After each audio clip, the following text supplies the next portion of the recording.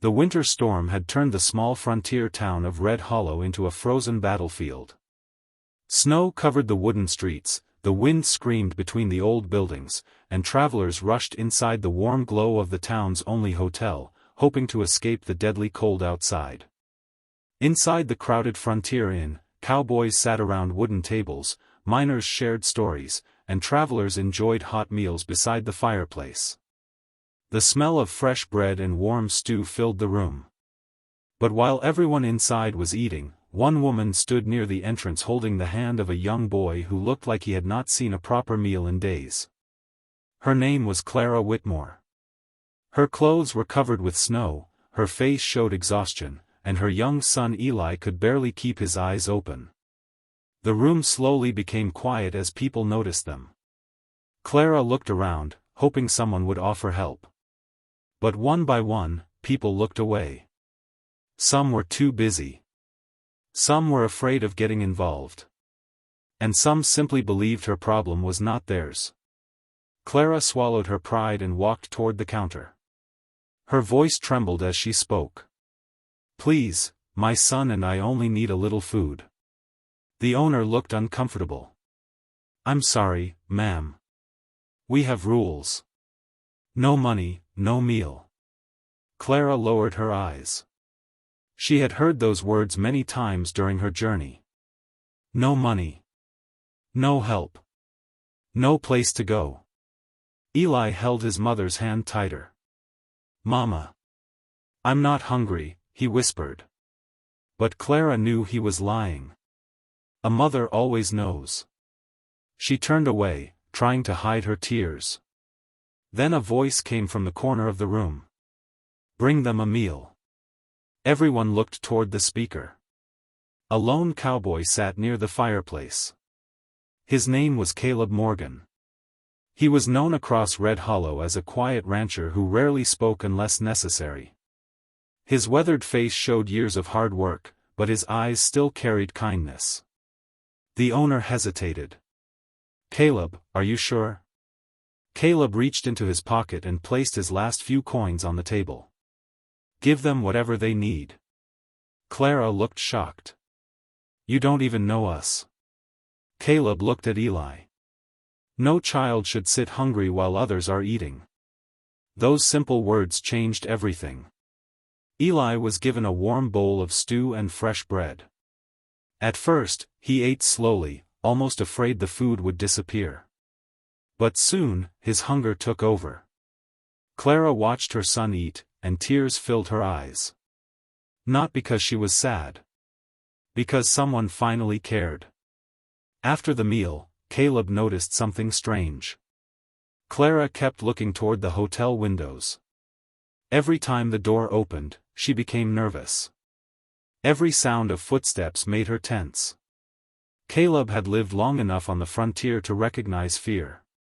And that was not ordinary fear.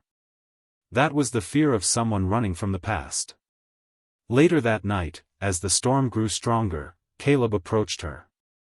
"Who are you running from?" Clara stayed silent. For a moment, it seemed she would not answer. Then she slowly revealed the truth. "My husband died 6 months ago," she said. "After that, a man named Victor Hale claimed we owed him money. He wanted my land, and when I refused, he threatened to take my son away." Caleb listened carefully. "Why didn't you go to the law?" Clara looked down. "Because Victor owns the law in every town we passed." Before Caleb could respond, the hotel doors suddenly opened. A cold wind rushed inside. Everyone turned. A man in a black coat stood in the doorway with 2 armed riders behind him. Clara's face went pale. Eli grabbed her hand. "Mama." She whispered one name. "Victor." The man smiled when he saw them. "There you are." The entire room became silent. Victor Hale had found them. But he did not know one thing. This time, Clara and Eli were not alone. Because standing between them and danger was a cowboy who had already decided to protect them, the entire room inside the Red Hollow Inn became silent as Victor Hale stepped forward. The warmth of the fireplace suddenly felt meaningless compared to the coldness in his eyes. Clara held Eli close. For months, she had been running from this moment. She knew Victor would find her eventually. But she never expected someone to stand between them. Caleb Morgan slowly rose from his chair. He did not shout. He did not threaten. He simply stood there. And that was enough. Victor looked at him and smiled. Caleb Morgan. I heard you were still playing the hero. Caleb stared back. I heard you were still hurting people who couldn't fight back. The room became tense. Everyone in the inn knew Victor Hale's reputation.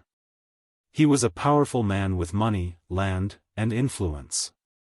Most people avoided crossing him because they knew the price of becoming his enemy. Victor looked toward Clara. You belong with me.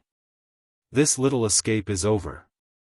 Eli stepped closer to Caleb. The boy was afraid, but he trusted the man who had given him food when nobody else would. Caleb noticed that. And something inside him changed.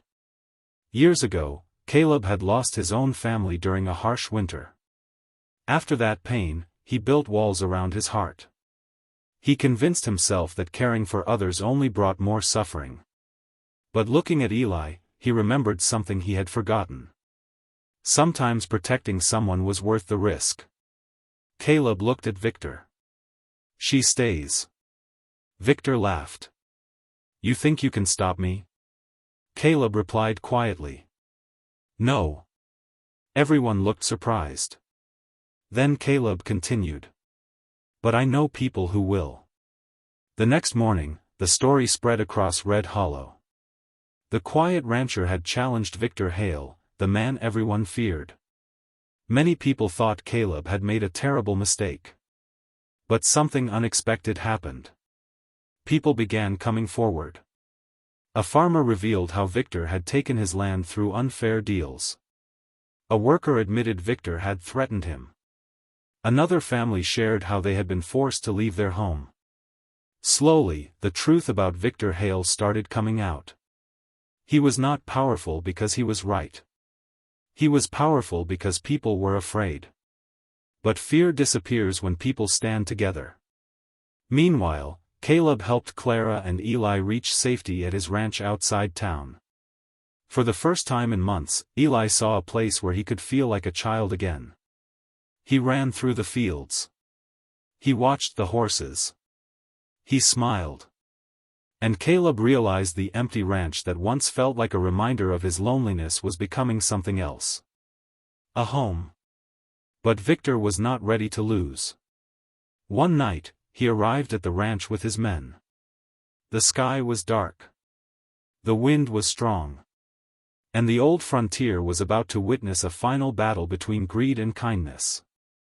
Victor looked at Caleb. You gave these people hope.